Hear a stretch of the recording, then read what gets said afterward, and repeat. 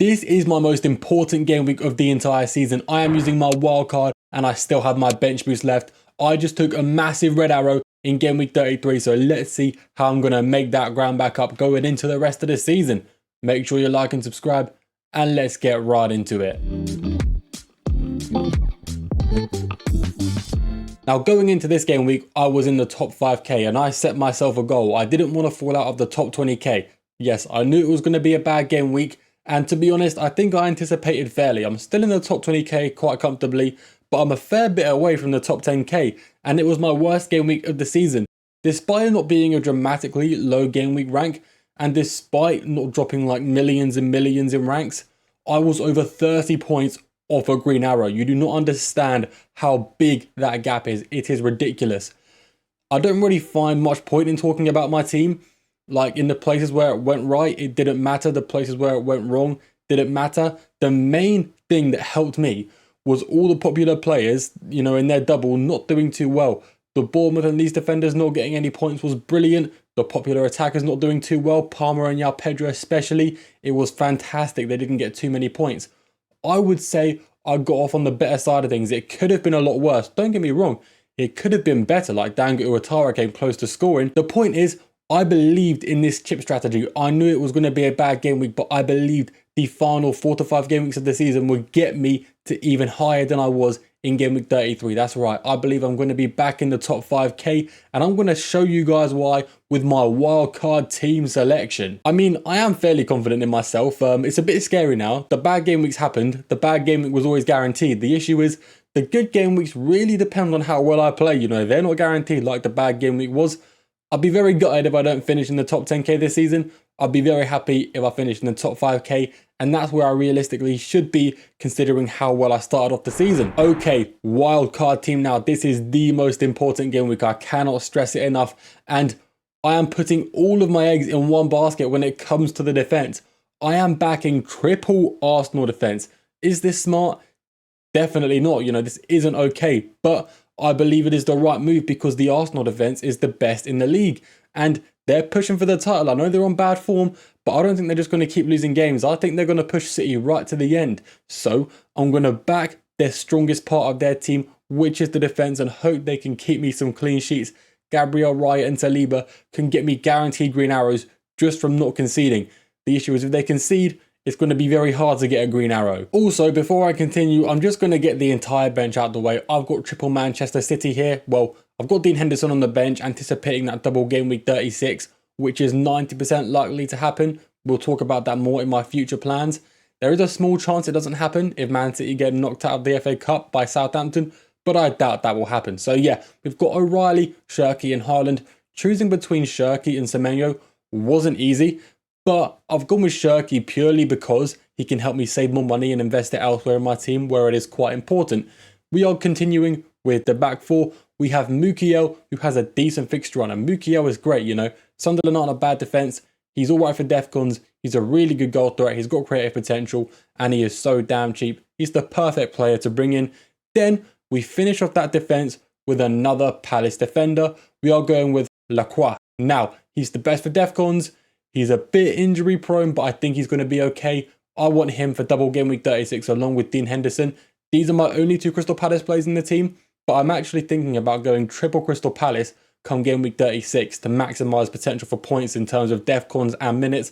I don't really expect clean sheets or goals or assists from those guys. So yeah, that's the defence. If you're wondering why I'm picking these plays for the long term, then we're going to talk about my future plans later on, so stick around for that or skip ahead to it once you've seen the team.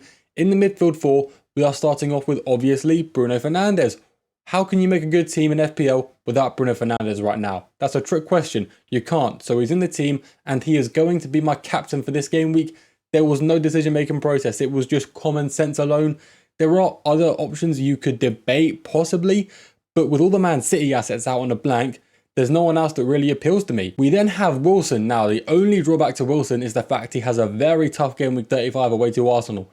But we have bench cover for that because we are on wildcard, so we can choose any players we want. We can have 15 players that can rotate perfectly, and Wilson works well with the Man City players. So Wilson here, home to Aston Villa. Very happy with this fixture. It's not a green fixture, but it's okay, you know. Beggars can't be choosers in a blank game week. We're doing the best we can. We also have Morgan Rogers. Now, the only reason I can afford Morgan Rogers over the likes of someone like Casemiro is because of Shirky over Semenyo. Now, Shirky does look good for minutes, not as good as Semenyo, but Shirky is also on better form, so I'm happy picking Shirky. But yeah, it could go wrong, we'll see. I think a lot of people are going to be migrating from Semenyo to Shirky though, so I should be okay, and having Rogers over the likes of Casemiro is a pretty big upgrade.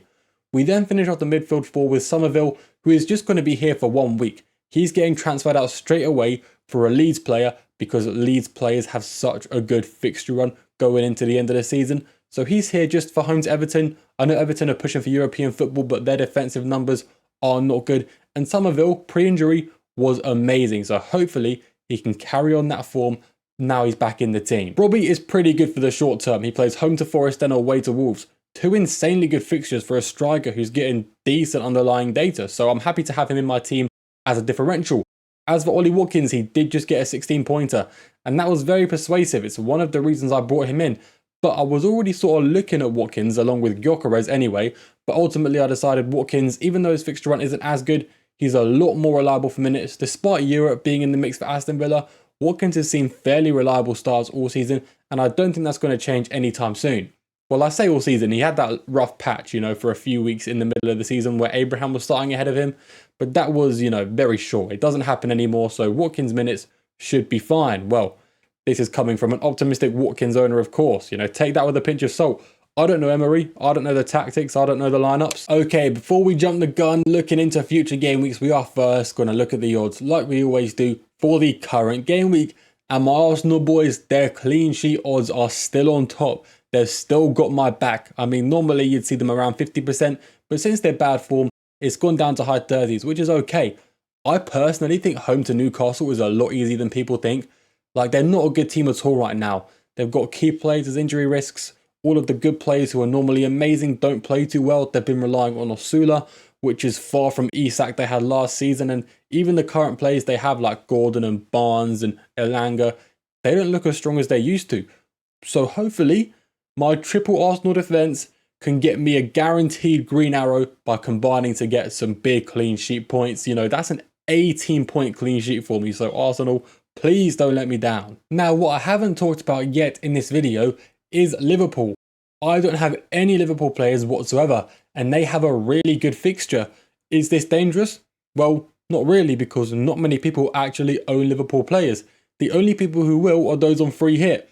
And to be fair, there's a fair few people using their free hit, because everyone that just killed my rank using the bench boost is now most likely going onto the free hit. So there's players like Van Dijk, Wirtz, Salah, Gakpo, all those guys, Szoboszlai, could be very threatening to my rank. But I don't think the ownership will be incredibly high. Like last game week, I was using 11 players versus 15 double game week players. It was always going to be scary. But I'm also using a chip this week. I have some control over how good my game week is.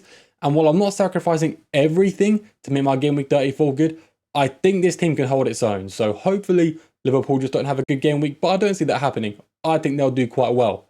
One thing that really shocks me is Spurs being 3% off the chances of an Arsenal clean sheet. Do you know how unreal that is to me? The Spurs defense is terrible. Don't get me wrong, yeah, Wolves also suck. Their attack is bad. But the Arsenal defense is astronomically levels above the Spurs defense. Please tell me why this makes sense. Because, fair enough, I agree with these ratings a lot of the time, but this one to me is just going right over my head. So if anyone can explain in the comments why Spurs have a 1 in 3 chance of keeping a clean sheet and Arsenal also only have a 1 in 3 chance of keeping a clean sheet, I would love to know. Everything else on here is pretty standard. Unfortunately, I do need to bring a Crystal Palace player in my team who's away to Liverpool when obviously the Crystal Palace odds don't look good. And my Aston Villa players, they're away to Fulham. Guys, away to Fulham is by no means an easy fixture. I would much rather have players who have a better game. But long term, Aston Villa work really well with the rest of my team. After they play away to Fulham, they play home to Tottenham, then away to Burnley. 2 amazing fixtures, and it's important because the away to Burnley game comes in double game week 36 where I'm using my bench boost, and I need 15 incredibly strong players if I want to make some ground back up. But yeah, that's pretty much everything relevant to me. I mean, I think West Ham and Everton are kind of relevant here. They're playing against each other and their odds are pretty much exactly the same in the mid-table, which I find quite funny, and I think it's fair. They're very evenly matched. Well, To be fair, I think right now, in terms of who's a better team, I would say West Ham would actually be, I'd say they're even, but because West Ham are playing at home, they are slightly better, and the odds do agree with me here.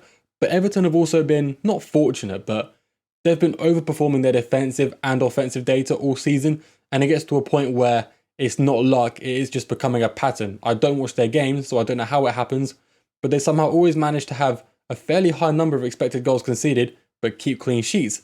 Sometimes low expected goals, but still score. If someone can explain that to me in the comments as well, I'd greatly appreciate it. But yeah, that'll be an interesting game. We'll see how it goes, because if you guys are like me and you want Spurs to get relegated, we really need West Ham to win that one. Now, we are going to discuss the plan that is going to save my season. Well, not necessarily save it. Like, even if I finish top 20k, that's still good. I'm grateful for it, but considering where I was, I'd be very disappointed. Now, we know what blank Game Week 34 looks like. We've been through this. We don't need to look at this too long. We then go to Game Week 35. We have 2 free transfers because we carried one over, but we're only going to use one. We want to sell Somerville, and we're going to bring in what I believe is going to be a Leeds midfielder. I can't say that for sure because things could change, but the Leeds fixture run is so damn good from Game Week 35 onwards. I'm going to talk more about the fixture run in the last 4 game weeks of the season from Game Week 35 onwards in my next transfer tips video, which will come out Monday next week. There's no point me doing it in this video because I'm going to do it in my next one, but the Leeds fixture run is so good. In fact, in my last transfer tips video just a few days ago, I do go through the fixture run from Game Week 34 to Game Week 38. So if you are interested, you can go look back on that video. I would do it again, but I'd just be sounding like a broken record. So yeah, Okafor currently top of my list. I would love it if Anton Stark was back from injury because he's amazing. Arrington is also a good shout. We'll see how I'm feeling at the time, but I do believe it's going to be a Leeds midfielder. If I don't have any faith in any Leeds midfielder, which I doubt, I could go elsewhere, but right now I'm leaning towards Okafor. We'll see how it goes. He's fairly cheap, and he's also got a decent fixture in double Game Week 36. And as you can see, once we rearrange the bench, the rest of this team still looks very strong. We don't need to make any more transfers. We do have a slight benching headache though. Right now, I've got Saliba home to Fulham on my bench. That's not what I want because the Arsenal clean sheet odds will be higher than any other team. But who else can I realistically bench? The only options I can think of is maybe Rodgers home to Tottenham, Mukiel away to Wolves. But it's what I said about putting all my eggs in one basket. If I don't need to do it, then I shouldn't, because if Arsenal do concede, that could mean a very bad game week for me. But at the same time, out of all the defenders I have, Saliba is more likely than O'Reilly and Mukiel to get a clean sheet. But then again, you need to factor in def cons, which fair enough, Mukiel and O'Reilly aren't great at, but you factor in goals and assists, and that's where starting Saliba gets a bit scary because you could bench a potential double-digit haul from either O'Reilly or Mukiel.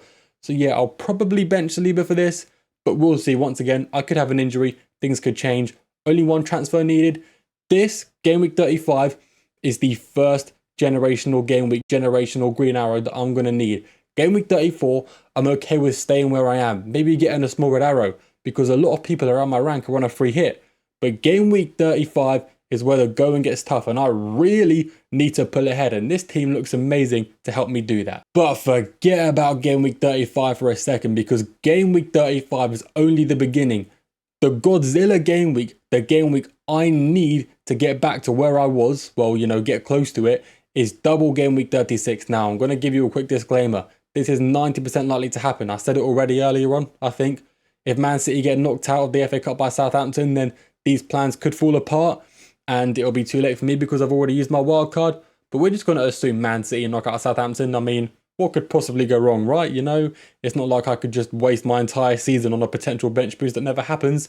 I'm just going to pretend that's not a possibility to make myself feel better. Man City, please knock Southampton out of the FA Cup. There is also a small chance that the double will happen in Game Week 37, even if Man City knock out Southampton, but if that does happen, then I'll just use the bench boost in Game Week 37. Not that deep. Anyway, I'm going off on a tangent now. Let's focus back on the team. I'm going to bring in a third Crystal Palace defender. Yes, away to Man City is terrible. No one wants it, but there's DEFCON potential and you never know. We could score a header from a corner. It's not impossible. And after that, we have home to Everton. Now, Palace have been keeping a decent amount of clean sheets and home to Everton is a green fixture. So maybe, just maybe, I could get a triple clean sheet from Crystal Palace. That would make my game week. That would be, the only thing on my Christmas list this year if Christmas was in April or May, whenever Gameweek 36 is going to happen. You guys get what I'm trying to say. We also have Triple Man City, fairly self-explanatory. We bring in Muniz because he is actually starting every game and getting good minutes for Fulham, and home to Bournemouth is a great fixture. They do not defend well at all, and picking the starting striker for Fulham just makes sense to me. Once again, these plans are rough plans. I could change my mind. I probably will change my mind, but this is just showing I had the option to go many directions, and going to Muniz of Fulham is one of them. And this, the bench down at the bottom you're seeing right now, is the bench I would be boosting, which isn't half bad. We've already talked about Muniz, great striker against a bad defence. I say he's a great striker. He's a starting striker against a bad defence. We have 2 defenders from the best defence in the league, and a very on-form midfielder against a team who is fighting a relegation battle. Also, now you mention it, well, now I mention it, my 2 Arsenal defenders are also playing against a team in a relegation battle. So, we're playing against some fairly poor teams, you know, my players on the bench. This bench could be bad, like any bench could be bad. I could get 4 blanks, but even then, that's an extra 8 points. But if Muniz gets a return, my Arsenal defenders keep a clean sheet, then it's going to be a monstrous game week. Like, I see a future of, you know, my Crystal Palace players getting DEFCONs and a clean sheet home to Everton, my Man City players all popping off, everyone on my bench getting a return, and I see my name in lights. Well, no one cares that much about FPL, but I do see this going really well. It could also all come crashing down. Only time will tell, but I am very excited for this game week. I'm not going to go too much further than this, but Game Week 37 doesn't really need a transfer, and I probably won't make one unless I get an injury, which just leaves me to use 2 free transfers in Game Week 38 to help set me up for, you know, the last game week. Choose some really good short-term options. Normally I'd target, you know, players who are against Wolves and players who are against Burnley. Unfortunately, they're playing against each other, so I can't do that, which kind of sucks, but I'll work my way around it when I have to cross that bridge. Right now I don't. Anyway guys, that is it from me. That is my wildcard team. Let me know what you're doing on your wildcard this week. I think it is quite dependent on how many free transfers you have, but even if you only have 1, you can still definitely make something work. If you made it this far, you are greatly appreciated, and I will see you all in the next video.